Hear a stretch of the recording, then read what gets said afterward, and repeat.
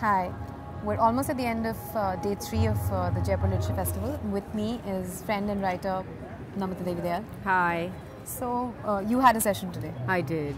I spent most of the day dazed and really frightened about it because it was a panel that had Martin Amis and Kai Bird and William Finus, who's also written a book called The Music Room, which was great. Yes. Did you know about this before you came here? I did, and it was lovely to meet him because it's a book that's got nothing to do with music, but it's beautiful. And it's a book about his memoirs about his brother who was epileptic. So it's sort of not a literal music I just room. recently found out about the book. I was very surprised. I didn't know there was another book called Music Room. So, and the session was lovely. It was just different people's views on what memoir writing is. Yeah. And but to me, really, this festival has been all about the outtakes, the things that happen outside the panel discussions. Because those are the accidental, lovely literary moments. Yes, absolutely. Conversations that you can just chance on, the little eavesdroppings and, you know, catching someone at a lunch. Last night we had this lovely dinner which my publisher Chiki had for all the authors of Random House. And it was wonderful because it was kind of representative of the festival. I mean, there was everyone from Kurtze and his wife to a model, Fleur Xavier. And that's kind of been the festival. It's been this whole sort of like, you know, unlikely group of gathering of people. Yeah, that's true. Actually, I mean, for me also, it's always about the outtakes. You know? I remember writing somewhere in a completely different context that history is in the outtakes and the rest of it is a bedtime story, you know. And I feel that most strongly when I'm at the Literature Festival. And I think that is the specialty of this festival. Because while they have all the spectacular writers and all the sort of like perfect panels, it's really all these moments like the music that happens in the evening has been so special. This time I'm a little overwhelmed with the crowds for sure. And it has been a little bit exhausting, just kind of like not getting trampled on. But in between there have just been some really special times, moments, conversations, just discovering the writer's lounge and, you know, going and sitting over there with Vikram Seth on one side and Kurtze on another and Geeta Hariharan and just everyone sort of doing their own quiet thing in between. And the eavesdropping as well. I mean, the kind of things that you hear in snatches. Over lunch I heard a group of people talking about a dinner they had with Mani Shankar Iyer in Chidambaram and how that turned out. And it was fascinating because the thing about being in such a crowded space is that you just let go of whatever reservations you have. So they were completely unconcerned with the fact that I was sitting there and I had a media badge, but they were going on about it was a dinner party at their house, and the whole dynamic between Mani Shankar Iyer and Chidambaram. That's hilarious. I mean, they were strangers, but I still feel like I'd be violating them if I spoke about the details I heard. But I was choking on my food. No, that's really and funny. I was like, wow, man. I mean, I could have a billion sources as a journalist, but I wouldn't get to hear this. You know? And also I think just meeting writers who are sort of being normal people. Also, they're being forced to be normal people in Absolutely. a sense. This is not a writer or a reader, and it's so crowded. You just your inner whatever has to come out. You absolutely, can't and you can't posture beyond a point. Yeah, you can't and posture. That's the beauty not of it. Here, and I think also Dalrymple's energy is such a casual one that sort of like filters into the rest of the festival. So everyone actually is trying to have a good time, especially by this time. You know, it's like you're also exhausted, but you're also trying to have a good life. Could you catch any of the other sessions, or were you just too preoccupied with your session before? Well, I did hear Kurtze speak, and that was very priceless. What a sonorous voice! What an amazing voice! What a really good reader! Lovely. It was really special. It was also amusing to me because every single one of my friends were just in a state of shock and daze and awe. Before and after, and it was just lovely that people got to see someone who they absolutely admired so much. Yes, it was. And he's actually a very, very reticent but yet sort of interesting person who you can have a conversation with, and his wife is even more so. So it's been really quite amazing. I caught a little bit of the Kashmir session. I can't say Kashmir is a subject that I follow closely. So while I have to say that it was the most contentious panel here, see what ends up happening at the Literature Festival is there are great conversations. But I'm not sure there's room for real debate because of the way, you know, it's 40 minutes. It's all truncated. It's truncated. But it leaves you with these little ideas and thoughts, you know, and it leaves you with starting points, you know, really. to think of something. But it opens little windows, and then you can, you know, take it from there. Yeah. But it was definitely contentious, which was very interesting for me because people were, on the one hand, the debate was at a very basic level. It was a very the things you have heard about Kashmir. If you've read 2 articles about Kashmir, it was all in there. And, you know, you'll find it all in there. But it was also contentious, and which was interesting, which was the only perhaps takeaway, because I guess when there are so many speakers, and there's 1 hour to talk about something like Kashmir, you know, absolutely, we're staring at the face of impossibility. And it's also the panel on American writing, the crisis in American fiction, was absolutely quite fabulous. Quite fabulous. You know, these like extraordinarily articulate, brilliant writers all in one stage. Yes. Just talking about books. Yes. And how in fact the novel and writing can never die. Yes. And it goes through its sort of avatars, but it's there. It's an imperative. It's a human imperative, really, and that's, you know, some of the things that we're saying. So, I think, you know, you don't quite process how much you're taking away from here. Absolutely. Because it seems so simple, but no, indeed not. Because I, as a writer, know that at least 2 years ago, when I had come, of course, it was more intimate and much smaller and more precious. I really came away inspired to write. I had been in a kind of a slump, and I suspect the same is going to happen. You kind of almost feel this noblesse oblige when you're around all these great writers and readers, enthusiastic readers. You really feel compelled to go back and do your thing. You know? True. And I felt that while listening to Kurdsey. I wanted to pick up a pen and write then, whatever, anything. Really? Something. So that's exactly what the festival is all about. It's the energies that you're left with. And you know, I think it's delayed processing. Like, I had a fantastic interview with Candace Bushnell, and on a day when I met Candace Bushnell, yes, and you know, meeting someone whose work you've followed for that long is always a bittersweet experience. Of course. I mean, you're just thrilled to be sitting next to them. But I think we also have to recognize that sometimes writers may be fabulous, as you know, in their books, but really may not be performers and may not be like these amazingly articulate people, and that's fine too. Absolutely. And sometimes you really want to actually know them only in their books. Of course, it's lovely to even see them, and then absolutely. But also, and you know, as a corollary, I was speaking with Manu Joseph, and he pointed out that when you like a book, you like at least an aspect of the writer's personality. Sure. You know, clearly, you cannot ever have that. And as much as I agree with him, you know, it's making me think that there's so many writers whose work I've loved and I've met them and I haven't quite taken to them, and it's been an instant disappointment. But having spoken to him, I feel like, I mean, having heard his observation on it, I feel like maybe we give up too easily because the expectation is so high. We want an instant connect with the way the book is in the... And the writer could just be having a slightly bad headache. Sure.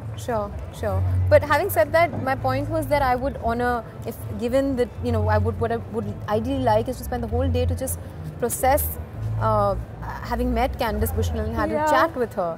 But, you know, I immediately moved on to another interview. Sure. And so it'll all sort of filter through and later, and it's just these snatches coming back. You know. I was also very moved by the DSC prize. To me, that means a lot. I think it's just wonderful that this young Pakistani, Hussain Naqvi, won it. He clearly, you know, represents our generation of writers, which is just waiting to kind of like break through. And this acknowledgement was a big deal, you know. I mean, clearly all those 5 writers were just fabulous. And there are many more. But just to have this prize, which we can call our own, and not have to like look for some, you know, sort of international prize and endlessly as an endorsement was really lovely. And someone said this to me, and it's a very saccharine, sweet cliche, but it is a point, and you know, it's hard to look away that it's in a sense an Indian prize, even though it's a South Asian prize. How are you? We're in the middle of it. Sorry. Goodness.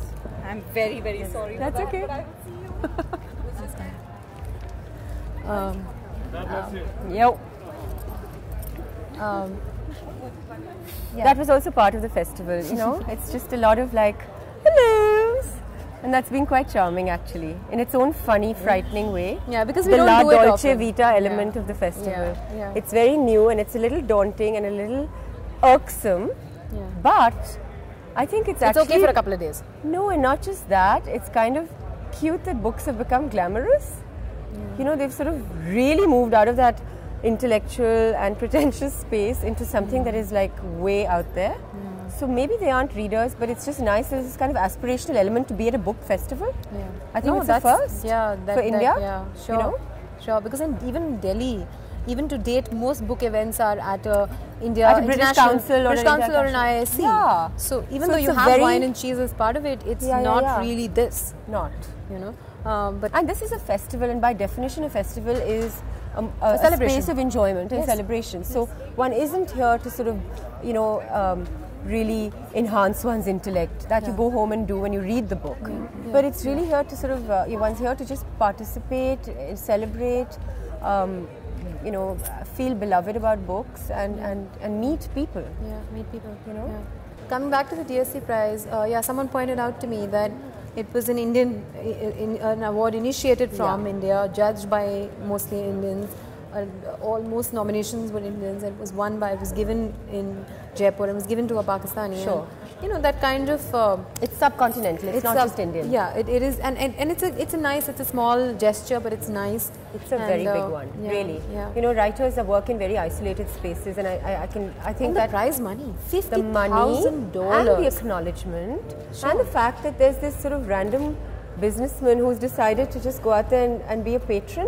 It's almost like the way the Maharajas were. They may not have known much about the arts, but their desire to just participate in the cultural space of a era is what is happening here. I was telling someone that, you know, it makes perfect sense to me that DSC is giving out $50,000 to a writer. It's time that the alcohol manufacturers start giving back to the literary world. I mean, there's a lot of free wine and beer flowing, so I think that they're with time, us. Yeah, I mean, finally, because, you know, we are their greatest patrons, and, It's you know, true. writers have drunk themselves to death, Really? you know, forever. So it's time they start giving back to us. No, I think everyone wants to really be a small part of this, and that's very special. Yeah, actually, you know, I think that's what this festival is managed to do. It's managed to attach an aspirational element to it. There will be downsides to it. Of course. There will be upsides. Like you might to get it. trampled to death. And other stuff as well. I mean, there will be a lot more chaff. Yeah. And, you know, to be separated from the grain. But there's also that great, you know, finally it's not the Netherlands. Really, it's true. You know? And there's something about it. It might energize the writers in the wrong way and in the right way. Yeah, and there isn't any other, you know, it's just about energy. It's not about a wrong way or right way. Yeah.